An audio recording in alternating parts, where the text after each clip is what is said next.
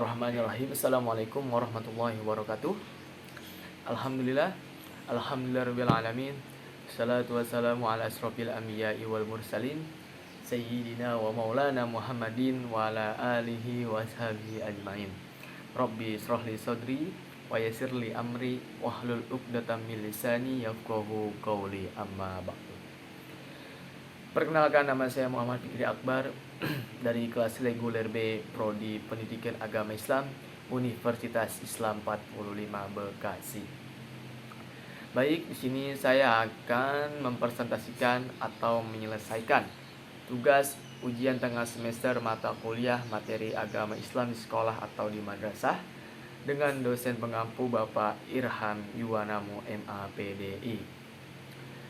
Baik, yang saya akan bahas yaitu yang berjudulkan Akidah Islamiyah dalam Pendidikan. Akidah Islamiyah dalam pendidikan yaitu mencakupi yang pertama ada definisi akidah, yang kedua ada ruang lingkup akidah dalam syariat Islam, yang ketiga fungsi penanaman nilai-nilai akidah, yang keempat proses penanaman nilai-nilai akidah, dan yang kelima yaitu tujuan penanaman nilai-nilai akidah. Baik, yang pertama definisi akidah. Akidah secara etimologi atau secara bahasa diambil dari 5 kata. Yang pertama ada al-aqdu yang berarti pengikatan, yang kedua ada al-babtu yang berarti ikatan, yang ketiga ada al-itsaku yang berarti mengikat, yang keempat ada al-subut yang berarti penetapan, dan terakhir ada al-ihkam yang berarti penguatan. Nah, artinya kita harus menanamkan keyakinan terhadap Allah Subhanahu wa taala yang satu, yang tidak pernah tidur dan tidak beranak pinak. Nah, percaya kepada Allah Subhanahu wa taala adalah salah satu butir rukun iman yang pertama. Maka dari itu, orang-orang yang tidak percaya terhadap rukun iman ialah disebut sebagai orang-orang yang kafir. Kemudian secara terminologi atau secara istilah, akidah adalah iman yang teguh dan pasti, yang tidak ada keraguan sedikit pun bagi orang-orang yang meyakininya. Nah, maka akidah Islamiyah adalah keimanan yang pasti kepada Allah Subhanahu wa taala dengan melaksanakan kewajiban bertauhid kepadanya, beriman kepada para malaikatnya, para rasul-rasulnya, beriman kepada hari akhir atau hari kiamat, dan takdir yang baik dan yang buruk, dan mengimani pula seluruh apa-apa yang telah sahih tentang prinsip-prinsip agama. Yang kedua, ada ruang lingkup akidah dalam syariat Islam, yaitu ada 4 macam. Yang pertama ada ilhiyat, yang kedua ada nubuat, yang ketiga ada rohaniyat, yang keempat ada sam'iyat. Yang pertama kita bahas dulu yaitu ada ilhiyat, yaitu membahas tentang segala sesuatu yang berhubungan dengan Tuhan atau Allah Subhanahu wa taala. Seperti zat Allah Subhanahu wa taala, nama-nama Allah Subhanahu wa taala, sifat-sifat Allah Subhanahu wa taala. Nah, nama-nama Allah Subhanahu wa taala contohnya yaitu adalah Asmaul Husna. Kalau sifat-sifat Allah Subhanahu wa taala yaitu contohnya seperti wujud, ki, dambako, mukhalafatul lil hawadisi, qiyamuhu binafsihi wahdaniyah qudrat iradat, dan lain-lainnya. Yang kedua yaitu nubuat. Nubuat yaitu membahas tentang mengenai kenabian, seperti diutusnya para rasul, iman kepada rasul, tugas-tugas rasul, mukjizatnya, dan lain-lain sebagainya.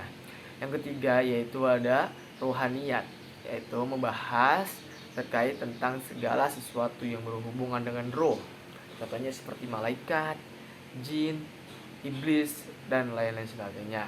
Yang keempat yaitu ada sam'iyat.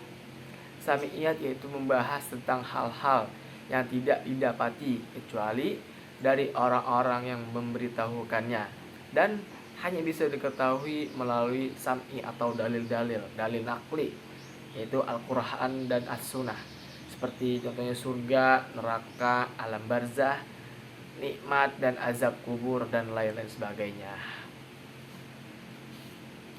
Selanjutnya yaitu fungsi-fungsi penanaman nilai-nilai akidah. Fungsinya apa saja? Yang pertama yaitu menuntun dan mengemban dasar ketuhanan yang dimiliki manusia sejak lahir. Nah, maksudnya manusia sejak lahir telah memiliki potensi keberagaman atau fitrah, sehingga sepanjang hidupnya yaitu pasti membutuhkan agama dalam rangka mencari keyakinan terhadap Tuhan. Yang kedua, memberikan ketenangan dan ketentraman jiwa. Nah, agama sebagai kebutuhan fitrah akan senantiasa menuntut dan mendorong manusia untuk terus mencarinya. Akidah akan memberikan jawaban yang pasti sehingga kebutuhan rohaninya dapat terpenuhi. Yang ketiga, yaitu memberikan pedoman hidup yang pasti.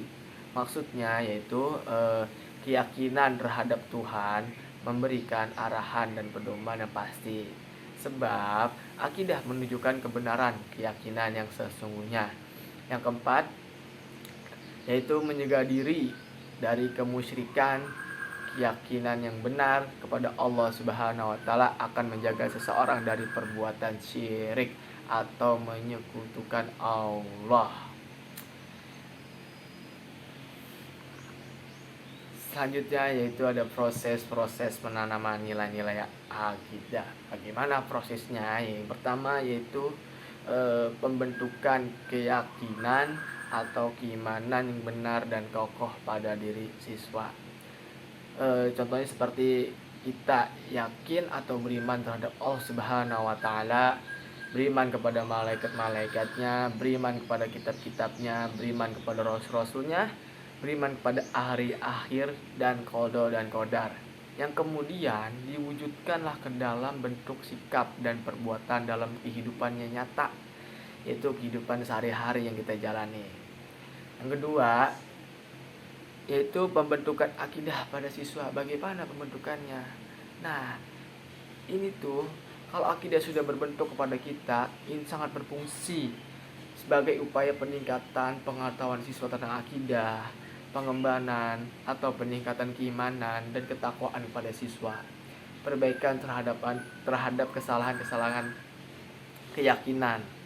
Nah, yang ketiga itu kemauan yang kuat atau memotivasi iman dari siswa untuk membiasakan diri dalam mengamalkan akhlak yang buruk, terus baik dalam hubungannya dengan Allah, dengan dirinya sendiri, dengan sesama manusia maupun dengan lingkungannya, sehingga menjadi manusia yang berakhlak mulia dalam kehidupan pribadi, bermasyarakat, berbangsa dan bernegara. Nah, tujuan penanaman nilai-nilai akidah buat apa tujuannya? Tujuannya untuk apa? Yang pertama ialah untuk memperkenalkan kepada siswa kepercayaan yang benar yang menyelamatkan mereka dari siksaan Allah Subhanahu wa taala.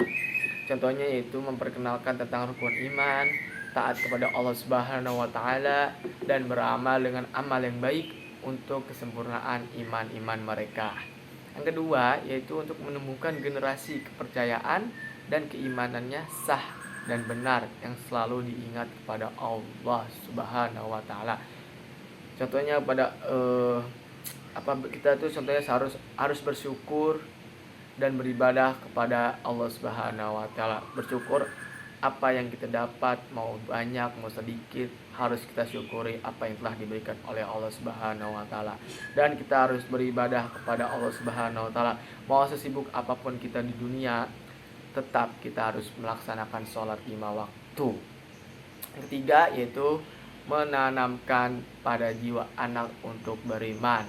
Contohnya kita harus mengajarkan beriman kepada Allah, beriman kepada malaikat, beriman kepada kitab-kitab Allah, beriman kepada rasul-rasulnya, dan tentang hari kiamat. Yang keempat yaitu membantu siswa agar mereka berusaha memahami berbagai hakikat. Nah, seperti contohnya Allah itu kan berkuasa dan mengetahui segala sesuatu. Percayalah bahwa Allah itu adil, baik di dunia maupun di akhirat. Lalu kita membersihkan jiwa dan pikiran siswa dari perbuatan syirik. Nah, menyembah sesuatu selain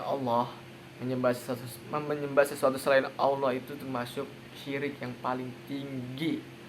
mempersekutukan Allah, artinya mempercayai bahwa makhluk selain Allah itu mempunyai sifat-sifat seperti yang ada pada Allah Subhanahu wa taala. Apalagi kita jangan sampai menuhankan manusia. Itu tidak baik. Terakhir, mengantarkan umat manusia khususnya bagi para siswa kepada kesempurnaan lahir dan batin.